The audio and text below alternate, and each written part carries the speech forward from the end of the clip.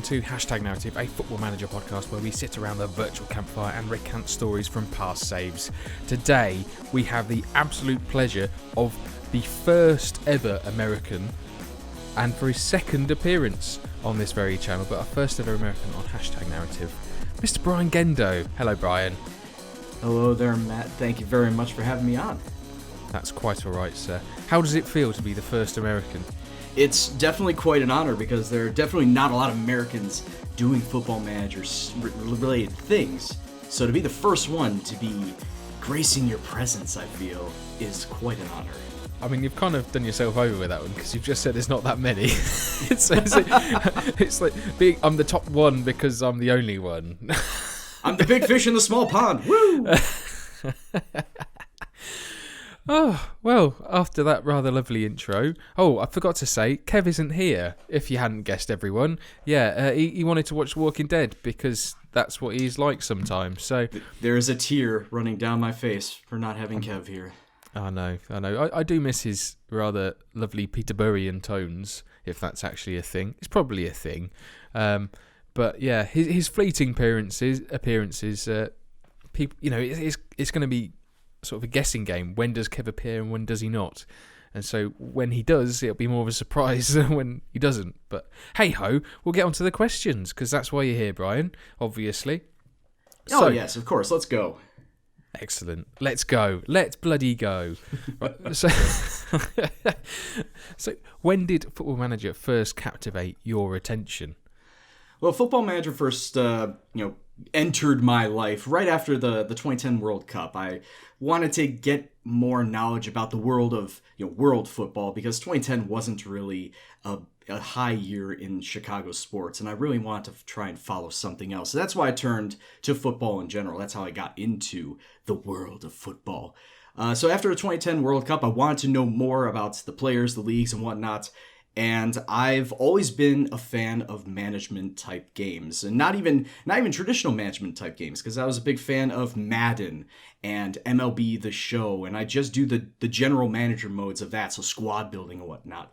So I've visited a forum after the 2010 World Cup and basically perused around saying, I'd like to try and learn more about the world of football, but I also wanted to do it in a game type of setting. I'm really bad at FIFA, believe me. I've tried on FIFA. I just couldn't get into it. At least you're honest. I'm definitely honest on that one. But they turned my attention towards Football Manager. It was right near the end of the FM 2010 cycle, so they said just wait until 2011 when the new game comes out. So that's exactly what I did. And I was amazed at how in-depth the game was, every player's different stats and how many different stats there are that a player can have, how many different leagues there are, how many teams there are in these leagues, and it just opened up my mind to this entire world of football. And I gotta say, at least half of my knowledge of football today has come from Football Manager and just playing the game of Football Manager. To be honest, I think that is most male adults in the world. To be honest, a lot of my initial football knowledge, now you probably missed out on this because you were a bit older when you first sort of delved into the footballing world, but youngsters, particularly in the UK, I suppose it was probably the same for you with like baseball cards and things like that, but stickers were more of a thing over here. Like when I was growing up, they used to have cards like from cigarette packets when my dad was growing up, but that evolved to stickers, and that's where the majority of my footballing knowledge came from. So you could ask me to pick out the name of any sort of football player between probably 94 and 2000, and I could tell you what his name was because I was an avid sticker collector, and then that naturally progressed onto like magazines, and then eventually more. Well, I've been playing Football Manager for a long time, or variants of for a long time, so I suppose when I've got older, I've become more reliant upon it myself. I think every time you see like a big name transfer and you don't recognise the name, I think I'll have a look on Football Manager and see what their attributes are like to sort of get a feel for how they might play in real life. Obviously, it's not necessarily a massively great guide for some of the more obscure players, but for slightly better known sort of European talents, say, you can get a fairly good idea of what they'll be like should your team actually sign them. Right, yeah, it's a very good primer when you want to, explore different players. Like you said, if your team signs them, oh, how good are they in Football Manager? How good are they supposed to be in real life? Because we all know Football Manager isn't really a one-to-one comparison how they are in real life. It's not. What are you saying, Brian? But going back to the art comparison about the baseball cards, that's exactly true. When I was 6, 7, I got myself a binder full of baseball cards handed down from my dad. Start collecting like that. So basically from 1994 on, if you want to ask me about players in different positions on baseball teams, I could give you that knowledge. So yeah, it's pretty much the same thing, just a different sport. Sure. I love how that's completely comparable across the Atlantic as well. It just by difference of sport though is the only obvious alteration there. Mm-hmm. But I like that. So I suppose we should really ask you to take us through your favoritist ever save. And now favoritist becomes a word like I haven't quite applied for it to go into the dictionary, but it will be going to the dictionary. And you're American and you like destroying English words anyway, so it's fine. Oh, absolutely. So you can make up your own variant of that if you wish to before you answer the question. But I'd like to know what your most favourite save is, and it can be something you've done on YouTube. I know you've done a lot of long-term saves on YouTube and on Twitch, obviously, but it could be one that you've had that's been outside of the internet, but also why is it your favourite? Well, my most favoritist, and believe me, as an American, we love butchering you guys' language. It's kind of our deal. But my most favoritist has evolved over the years. Can I give a rundown of like 2 or 3? About what I felt was my most favorite. List away, sir. List away. Okay, starting from the top, in FM 11, I took over Rotherham United. That was the very first team that I took over in Football Manager ever. They were down in League 2 at the time, and within a period of 15 years, I was able to win them the Premier League and the FA Cup double at the same time. That was, at that point in time, my most favorite. Then I got into FM 13. And I was turned on by a site called sortedoutsI.net, and on that they had what was known as the British Steel Challenge. It took me 8 long months, but after all that time, I won all 35 trophies within the British Steel Challenge. And so far to date, am still the only person on that site to have officially completed the British Steel Challenge. That's quite a claim to fame, to be honest. Like, I've looked at it and I can see how much bloody work you have to put into doing it and actually achieving that, and it's obscenely hard. Yes, it is intensely hard, because as soon as you get into like Ireland, Northern Ireland, hell, maybe even the lower levels of Scotland, it is such a void of talent. And that's not to say that the players there are too terribly bad, but just the competitions there. Everyone seems like they're on level playing field with you. So it's not all that assured that you're going to win those trophies. But yeah, I was the first one sorted out SI. Other players have completed on like the official SI forums and other forums, but I was the first one on sorted out SI to do that. But my current most favoritist save has got to be my completion of the Hexagon challenge on YouTube. It was the very first save that I did on YouTube. It took me 9 months. And you don't like easy things, do you? I don't like easy things. I like to give myself challenges, like the big boy I bet challenges. If you're looking for a lovely young lady to accompany you, it's like, oh, well, I could go for that girl, but she's got about 4 teeth missing. So let's go for the A-star Hollywood person. I don't know any names. Scarlett Johansson. Scarlett Johansson. Yeah, I was going to say the first one comes to mind. She's probably not doing anything tonight. Yeah, why not? I mean, go big or go home. Am I right? That's what she said. Oh, jeez. Oh, lordy. But anyway, the Hexagon Challenge took 120 episodes, 9 months, and to be honest with you, it obviously wasn't the best I could have done because it was my first foray into YouTube. The quality was bad, and the voice acting, not the voice acting, but the commentary could have been a lot better. But I feel still extremely proud of myself that I was able to complete what has been deemed one of the hardest challenges in Football Manager. And you've also got sort of video proof of you doing it as well. I do have video proof of that, and I can always put down my claim to fame of beating the British Steel Challenge and the Hexagon Challenge, and nobody can take that away from me. No, I think it's a very commendable achievement, sir. One that I've never been brave enough to attempt, in all honesty. I think that it is basically several people have tried, but only few have completed.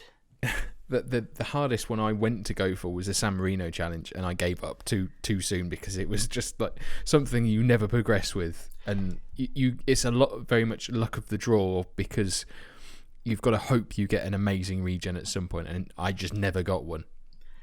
Yeah, that was another challenge I tried, and one that I gave up on just because of that region. And especially trying now, San Marino are currently in the 4th tier of Italian football. You need databases. You need extra databases to play that in these games nowadays. And San Marino doesn't start around with great players or a great amount of money in the tank. So you're going to be struggling for a while just to get out of that 4th tier. Yeah, I think this was on FM09, so it was even before... this is when you really struggle, and the database wasn't really fleshed out as much as it is now. So it's sort of, I would imagine it'd be slightly easier. Like, I know Jack did something quite clever with Gibraltar by sort of effectively creating a team in the league, and managed to do exactly what you can do with the San Marino challenge, but with a much smaller nation. Mm-hmm. At that point, sorry, you carry on, Brian. I was going to say, and the point with that is you can get so far in the league with that, you can just walk it every year. The challenge at that point would be, how far can you get into the Champions League? Yeah, and that was the obvious focus that Jack took, was that he could walk the league so easily, but then it was more a case of, can I build the nation up? Can I build the team up by challenging for the Champions Leagues, and obviously winning the World Cup with, or doing well in the World Cup with Gibraltar was the ultimate aim, as opposed to just bringing a good team from Gibraltar through to the Champions League. But yeah, it was that's sort of a comparable save, just in case anyone's not aware of the San Marino challenge, as it were. And with San Marino, you're not just taking over the club; you're taking over the nation as well, and trying to build up the national team. Absolutely, it's not an easy feat by any stretch of the imagination, and it's one that maybe we'll see you doing at some point, as we've already touched on, that you don't like easy things. that one I might have to give myself a little bit more courage to try that one again, just because of how immensely difficult it is. In fact, I believe shout out to Golden FM doing an experiment with San Marino, and even with trying to give San Marino the best regens and the best players, or the best training facilities and whatnot, San Marino still couldn't win a World Cup. So it is nearly impossible to get them. But hey, if you want to go and try something extremely difficult, go have at it. Well, that neatly brings us on to the next question, which is about your favourite players or player from one of your saves. Now, it doesn't have to be from your favourite save. It can be from any of your saves across your entire Football Manager career. But are there any that particularly stand out, and why do they stand out? Two that can come to mind right away were from my West Ham save back in 2016, or FM16, I should say. I got Andrej Zivkovic the first year, and he turned out to be a pretty star winger. Once he got bought out by Manchester City, 3.5 years in, for like £30 million or something. It was some ungodly amount. I brought in a young winger from River Plate by the name of Sebastian Driussi. And Sebastian Driussi had basically filled in that role that Zivkovic left. He was a fast winger who can cross the ball with relative ease to get the ball into the middle, allow for goal-scoring opportunities, and if need be, I could put him on the other side, and he can just as well cut inside as an inside forward and score goals with relative ease as well. He routinely gave me double-digit goals and assists year after year. So for those of you who don't know about Sebastian Driussi, go check him out. Outside of that, I'm going to go back to my Hexagon challenge, and this was a regen that my head of youth development found before my final year of that save. He was a 19-year-old Russian regen, came from Zenit St. Petersburg by the name of Ivan Zhuravlev, and picked him up. He had a 16 pace, 16 acceleration, 15 finishing for a 19-year-old. He made the Russian national team at 19 years old, and he was one of my three-headed attack at Benfica going forward to win the Champions League there. But the fact of the matter is that this was an astounding player for 19 years old coming out of Russia. I would not honestly peg Russia to have some severely overpowered regions, but this was the one standout that helped me immensely in that final year at Benfica. There's some quite juicy feats, in all honesty. Like, for an American who supposedly shouldn't know anything about football, you've done remarkably well, it has to be said.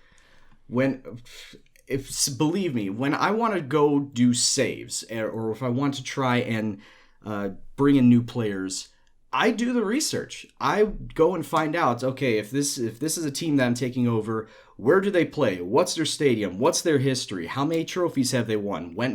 I was going to say, if they haven't won in a while, how long has it been? I go into in-depth research to try and know about a club or know about a player before I express that in a video. I want to try and be as informed as possible before going into it. I suppose it's a bit chicken and egg or a bit of a chicken and egg kind of question to ask you, but does the research come before choosing the team, or do you choose the team and then do the research, or can it be a bit sort of hand in hand? See, that's a good question, because it definitely has varied. Like earlier on in my Football Manager experience and knowledge, it was always pick a team and then try and learn about the team as I go along. But as I've gotten more into the YouTube aspect, I want to try and know about a team before I pick it out. So with West Ham, with Queen's Park, with Bilbao that I'm currently doing right now, I actively went and researched the team before going in and making that team my own. So yeah, I guess you can say it went from one and evolved into another. It evolved into the latter. I always find it's quite interesting to sort of ask sort of fellow creators how they sort of approach saves and approach the decision of which team they go for. So that's sort of really was the basis of my question, because I have a, hence the name of the podcast, but I quite like a narrative. Now, whether it be naturally occurring sort of in real football or within a scenario within your specific save, say that you've been playing as one team and then something happens that you can't really avoid sort of not doing something about. For example, I know we've referenced him twice now, but like Jack's save where he was originally Tottenham and then moved to Chelsea because they got relegated within his like the world of his save, which very rarely happens. So that narrative was incredible, and it happened all by itself. And I think if I was in Jack's shoes, I would have been unable to avoid a similar thing myself. But how much of a preference do you have for like a juicy narrative, or is it just a case of as long as there's a nice backstory and a bit of history there, that you'll quite happily make your own narrative? As long as something is there, I'm sure that it'll give me something to work with as far as a narrative goes. I mean, win, lose, or draw, that's what the game is there for. It creates its own narrative. It creates its own narrative there for you, so there really isn't anything that I can do to add to it. I just relay and try and build up a story based off of what the game gives me. Sure, you pluck out the pertinent points, I suppose. It's kind of what I suppose I think we are made of the same cloth in that manner, that we, you wait for things to happen in the game, and you'll see like the news items that crop up, and they're only small little news items, but you can obviously inflate them to be a big sort of focal point of that particular episode, or over a stretch of a couple of episodes if you're having issues with a particular player, say, for example, or something like that. Right, with transfers, injuries, money's coming in, and then, like you said, problems with players and whatnot. I want to leave. No, you're staying. Okay, we'll make this part of the episode and, run with that as part of a story. Indeed. I mean, I remember something that influenced me quite heavily, well, not heavily in the start, but more heavily recently, is I watched back a few Casey Neistat vlogs, And he always says about this, his sort of 10-minute films per day, there should always be a focus of that. And that's what I sort of took to heart a bit, was pick out something that's happened or going to happen that you think might happen in this, and use that as your story for that particular episode. Pick out a centralized subject. Absolutely. And then go with that for that particular sort of section, I suppose, of your series. And it's something that I've sort of really tried to instill in my creation as I've gone forward. So I'll know roughly what's going on before I continue the save, and then as I record, I've obviously plucked out a pertinent part and go from there. But it's nice to talk to other people about how they see their Football Manager world, I suppose. Yeah, and for me, it's not picking out something centralized. It's more go with the flow and see what happens and try to build a story off of what happens. It's like cause and effect storytelling is how I basically go about doing my videos. Sure. I mean, I suppose it can be difficult because you don't know how which way things might turn out, especially with the player interaction, because they're a fickle bunch, aren't they? These little virtual players that we've got to control, and sometimes you think, oh well, he's had a brilliant few games, I'll praise him, and he says, I don't deserve praise. You've just got 9s, mate, for the last 3 games. Why are you complaining about? You've got literally 1 point to go above, and no one gets a 10. Not even if you score 9 goals in a game, you get a 10. So ratings are broken. That's why you need more 10s. Oh, brilliant. Right. Well, I think the next question is about you being tempted to go back to one of the teams. Now, this is a really interesting one for you because you'd have spent so bloody long at some of the sides. Or, I suppose, because of the nature of the British Steel Challenge, you'd have hopped and skipped and jumped around them. So you'd have, within one save, you'd have actually been able to jump and hop and skip and jump onto many different teams in different countries. So I'm really looking forward to seeing how you answer this particular question. Well, there was one team that I definitely had in mind about wanting to go back, and it was a video it was a series that I made back in FM15. It was the Queen's Park, the previously mentioned Queen's Park save. I had given up on that one just because of how frustrating it was. Because Queen's Park, the deal with Queen's Park, they're an all-amateur side. You can only have amateur players. You can't play anyone. So they will easily get poached by other teams whenever you do well or they do well. So it's always a constant fight to keep them or rebuild after they go. The reason why I wanted to go back to that one was to see if I can get them all the way up to the Scottish Premiership, which is the stated goal of getting them from League 2 all the way up to the Premiership. I would love to try and have the patience to do that one because I've had the patience to do British Steel and the Pentagon, but when it came to Queen's Park, it's just a constant, okay, I'm going to have to rebuild a quarter of my squad after every season because these players are being taken off of me for literally nothing since they're amateur players. And I've always wanted to try and make that work, much like with the San Marino challenge, but I've always wanted to try and make that work, and I feel like one day I'll go back to Queen's Park. Outside of that, when I want to go back to British Steel or a Pentagon challenge team, honestly, no, to be quite honest with you. I mean, I had my fun with those teams, like with Benfica, like previously mentioned, in the Hexagon. I was at Valencia in that Hexagon save as well.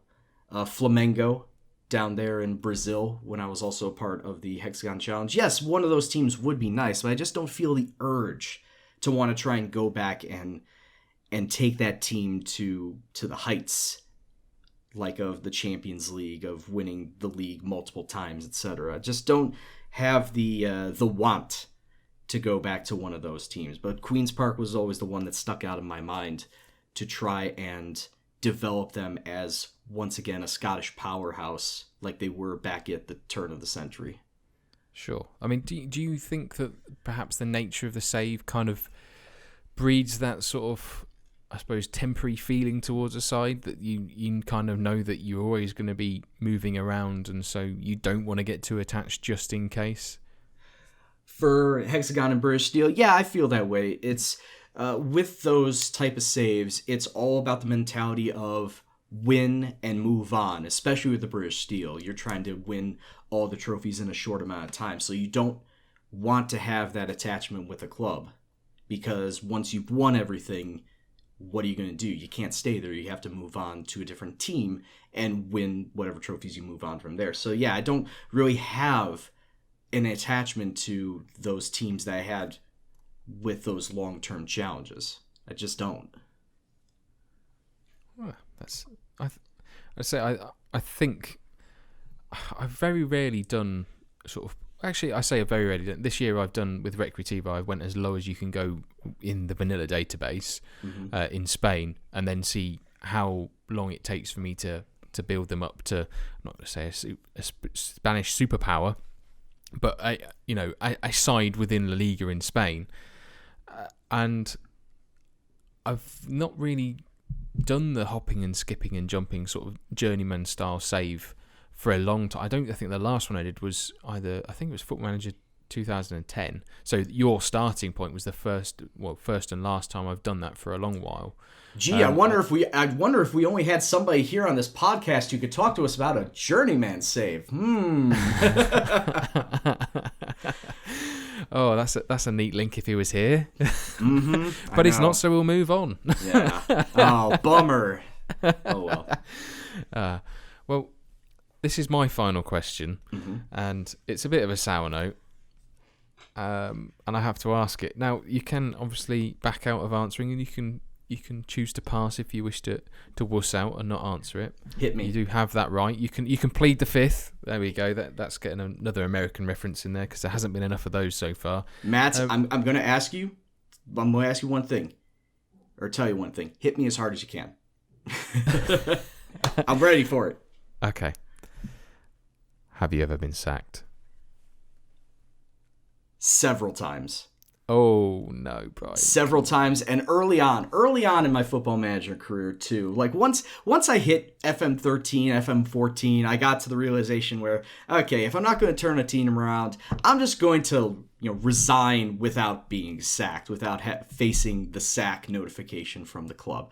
But yeah, definitely early on, FM 11, 12, 13 was sacked between various saves, and in fact, I do have a story about one of those sackings. Happened to be in the British Steel Challenge from FM 13, the one that I completed.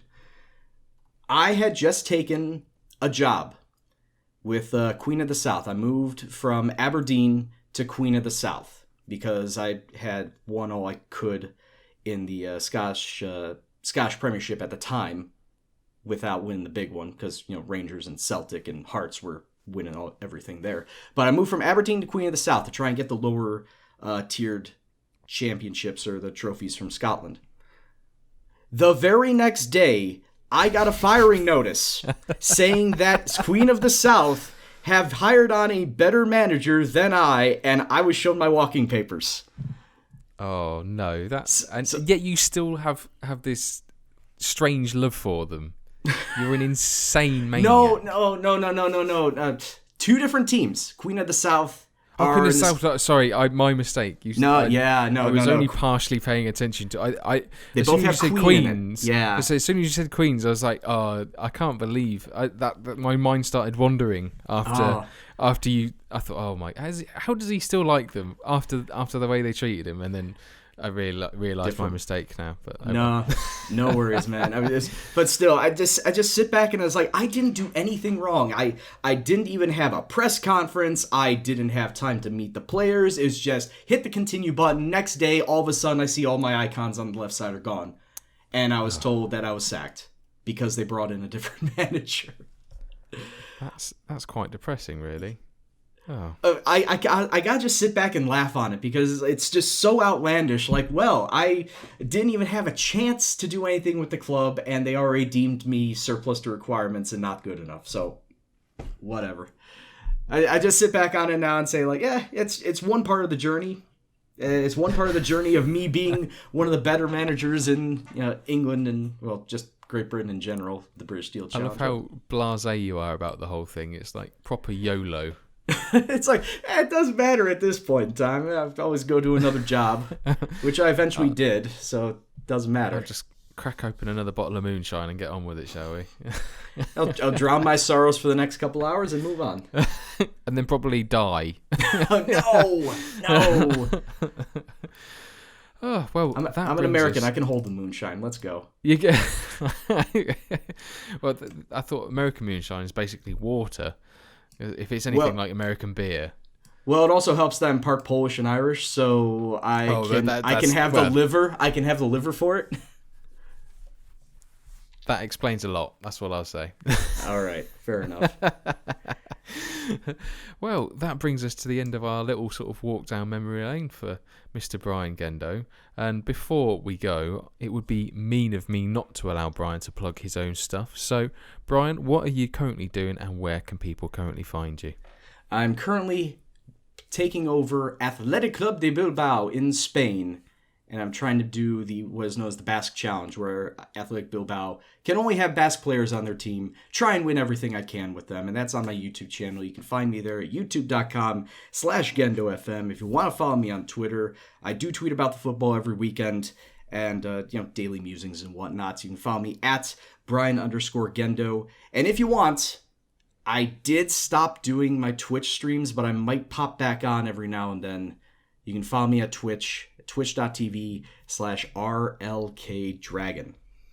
Excellent. All of the links will be in the description because it's a lot easier for everyone. Especially as so. You're known as 3 separate monikers. So, And to be honest with you, that was not by choice because I got one moniker for Football Manager and one moniker for pretty much every other game, which I've had for the past 12 years, and I'm not going to get rid of that anytime soon. See, I'm all about brand continuity, so... But, hey, each to their own. I'm not here to judge. Well, that wraps it up, I suppose. If you've enjoyed this episode of #Native, please tickle that like button for me.